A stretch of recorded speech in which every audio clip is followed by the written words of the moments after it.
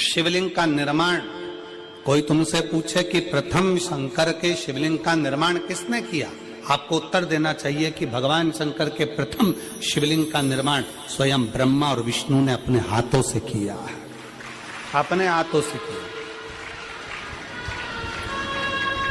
इसलिए सारे ज्योतिर्लिंग, सारे उपलिंग, सारे मंदिर, सारे शिवालय, सारे शंकर की उपासना के केंद्र बिंदु, इनसे भी बड़ा फल मिलता है जब हम अपने घर में पार्थिव शिवलिंग का निर्माण करते हैं। घर में मिट्टी से जो हम पार्थिव शिवलिंग महीने में एक बार, महीने 2 महीने में, 4 महीने में, 6 महीने में, 8 महीने में, 10 महीने में, 12 महीने में आप जो एक बार पार्थिव शिवलिंग का निर्माण करते हो, उसका फल क्या है, क्या फल प्राप्त होता है? तो कहा 12 ज्योतिर्लिंग में जो जल चढ़ाने का फल है वो घर में पार्थिव लिंग बनाकर उसके पूजन करने के फल के बराबर प्राप्त हो जाता है।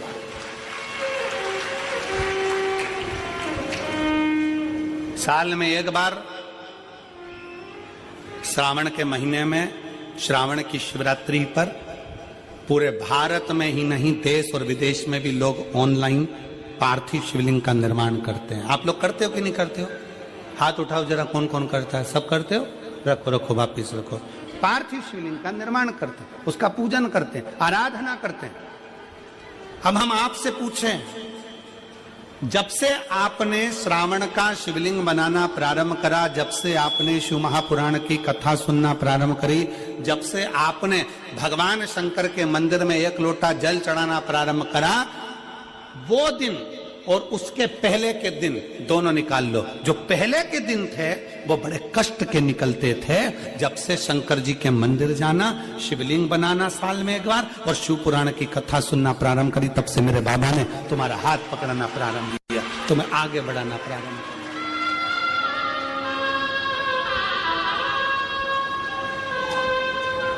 एक पत्र है,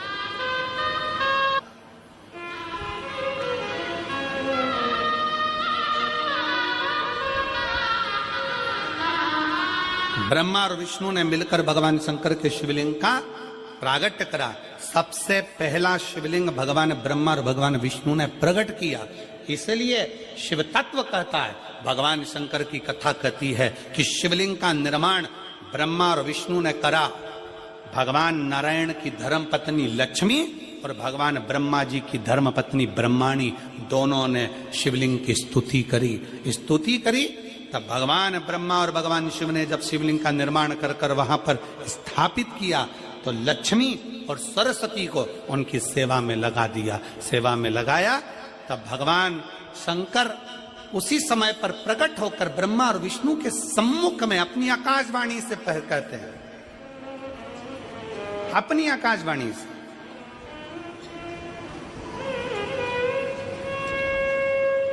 कि हे नारायण, आपने अपनी लक्ष्मी को हमारी सेवा में रखा, ब्रह्मा आपने ब्रह्माणी को अपने हमारी सेवा में रखा, उसका क्रम क्या है? तो भगवान नारायण कहते हैं कि जिसके घर में शंकर का शिवलिंग होगा, जिसके घर के अंदर शंकर का शिवलिंग होगा, जो शंकर के शिवलिंग पर 1 लोटा जल चढ़ाने के लिए मंदिर जाएगा, जो कभी भगवान शंकर की भक्ति में डूबा होगा, तो उसके घर में 2 देवियां सदा के लिए विराजमान होगी। पहले नंबर पर लक्ष्मी और दूसरे नंबर पर सरस्वती, हमेशा हमेशा के लिए विराजमान। लक्ष्मी भी होगी और सरस्वती भी होगी।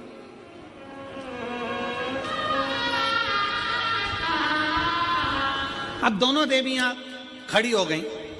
शंकर जी से पूछा, पहले ये बताओ कि सरस्वती जाएगी कि लक्ष्मी जाएगी घर में?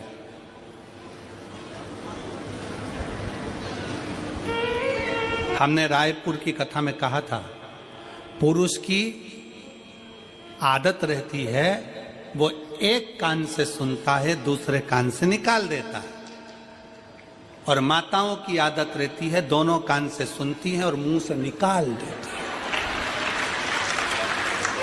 बोल देती है।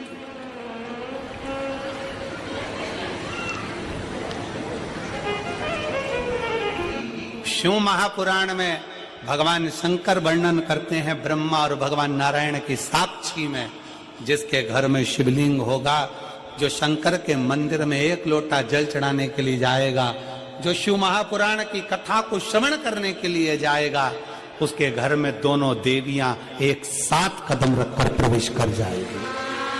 सरस्वती का कदम पड़ेगा, बुद्धि आएगी, विवेक आएगा, और फिर लक्ष्मी का कदम पड़ा तो लक्ष्मी उसके घर में श्रेष्ठता के साथ निवास करेगी। भगवान शंकर पर चढ़े हुए जल का आचमन करना, केवल पीना, 3 ताप को समाप्त कर देता।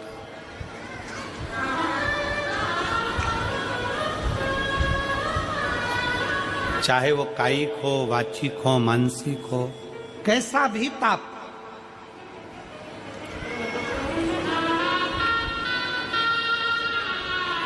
और यदि कोई तुमसे कह दे कि शंकर जी पे चढ़ा हुआ जल नहीं पीना चाहिए, तो उन महाराज जी के चरणों को प्रणाम करो और उनसे कहो अच्छे से शिव पुराण पढ़ो,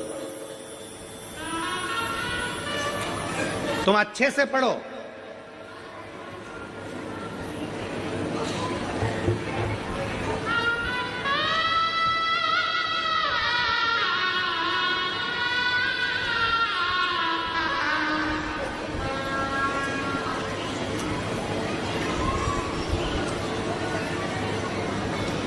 आज एक बात हाले कोसा की इस भूमि से कहना चाहूंगा, हो सकता है कि कई लोगों को काली मिर्ची लग जाए, क्योंकि हमारी बात की जरा काली मिर्ची लोगों को ज्यादा लगती है।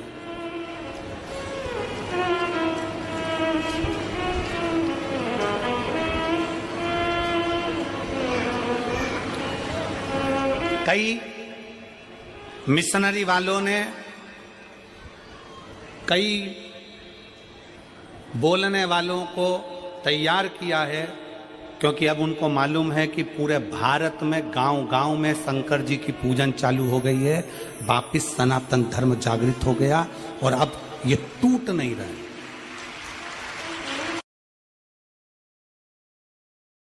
सबको मालूम पड़ गया कि गांव-गांव में शंकर जी का मंदिर हो गया, शंकर जी के मंदिर लोग जाना चालू कर दिए, शिव जी को जल चढ़ाने लगे, घर घर में शंकर की पूजन करने लगे, घर के अंदर शिवलिंग रखने लगे, घर के अंदर शंकर का पूजन करने लगे, लोग एक लोटा जल चढ़ाने लगे, तो टेंशन बढ़ गया। तो उन्होंने कई लोगों को तैयार करा कि हम तुमको मुंह मांगा पैसा देंगे, तुम्हें बस एक काम करना है कि कैसे भी शंकर जी के मंदिर में जाने वालों को भड़काना है कि शंकर पे चढ़ा जल मत पियो, शंकर के मंदिर मत जाओ, एक लोटा जल मत चढ़ाओ।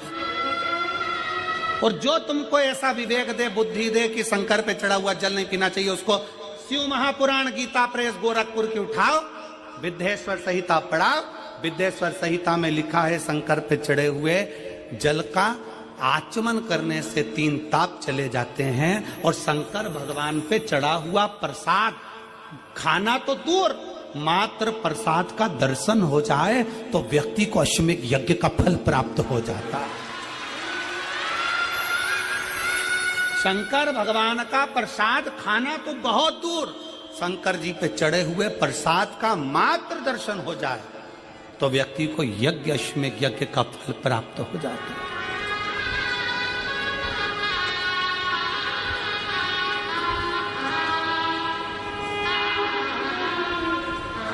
शिव जी पे चढ़े हुए प्रसाद का मात्र दर्शन, खाना तो बहुत दूर की बात है।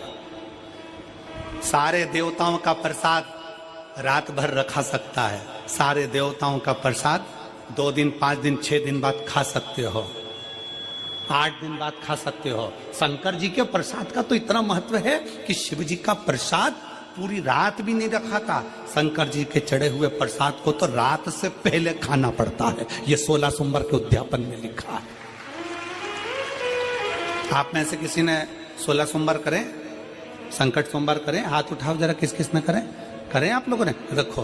तो मेरी बहनों ने, मेरी जीजियों ने, मेरे जीजाओं ने, मेरी बेटियों ने, मेरी बेटाओं ने, मेरी माताओं ने, मेरे भाई ने, जिन्होंने 16 सोमवार के व्रत करे हैं, संकट सोमवार का व्रत करा, उसमें लिखा है कि प्रसाद का हिस्सा रात भर नहीं रखा रहता, उद्यापन का प्रसाद भी रात के पहले समाप्त करना पड़ता है, प्रसाद को रात भर नहीं रखते।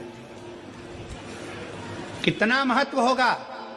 कि सारे देवताओं का प्रसाद 2 दिन 5 दिन 4 दिन 3 दिन रख सकते हो, पर शंकर जी का चढ़ा हुआ प्रसाद तो तुरंत खाओ, 1 मिनट की भी देरी मत करो। क्यों?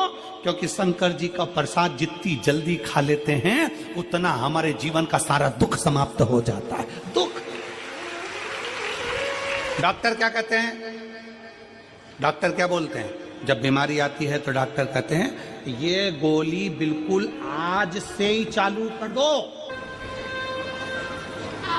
अध्ययन करो। ब्रह्मा और विष्णु जी से कह दिया भगवान ने कि ये लक्ष्मी, ये सरस्वती, ये लक्ष्मी, ये सरस्वती दोनों सेवा में लगी हैं। हम फल देना चाहते हैं कि आज जो शंकर के शिवलिंग की आराधना करेगा, पूजन करेगा, उसके घर में 2 देवियां सदा सदा विराजमान रहेंगी। पहली सरस्वती, दूसरे नंबर पर लक्ष्मी, उनके घर में सदा विराजमान। सरस्वती और लक्ष्मी।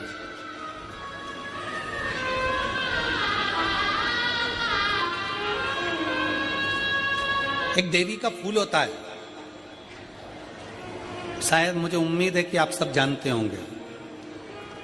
एक देवी का फूल होता है जिसको जायसोन या गूलर का फूल भी कहते हैं, घंटी वाला फूल भी कहते हैं, लाल कलर का होता है। काय का बोलते हैं इधर?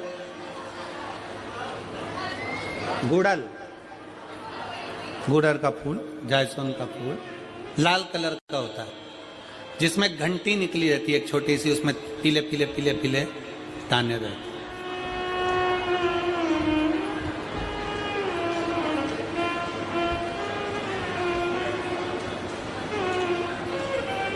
अगर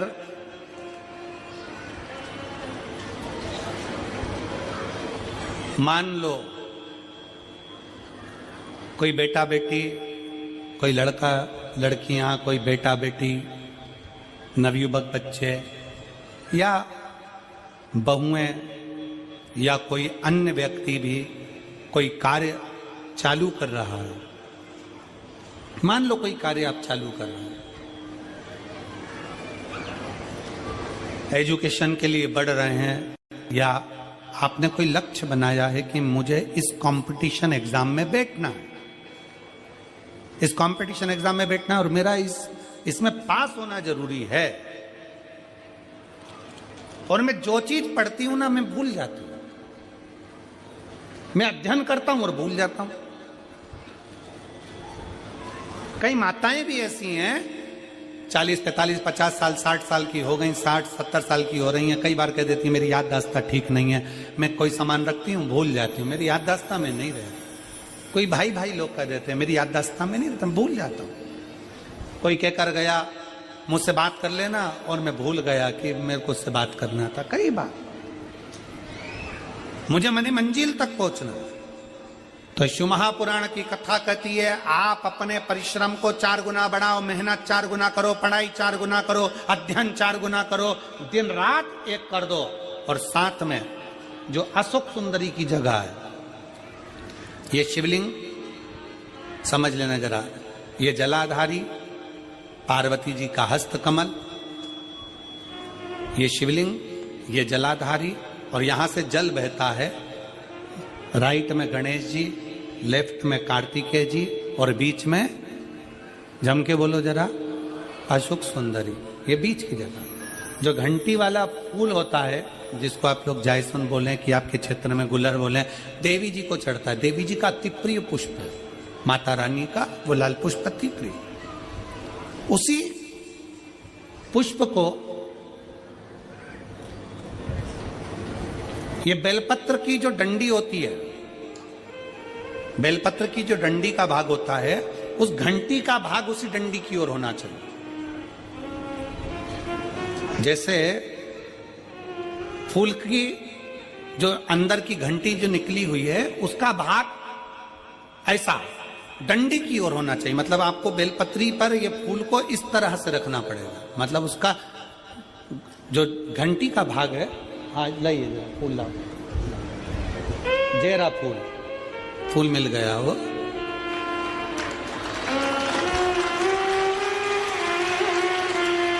फूल मिल गया। भारत में फूल जल्दी मिल भी जाता है, मिल गया। अब ये फूल और इस फूल की जो घंटी का भाग है वो इस डंडी की ओर हो, हमारे डंडी के साइड।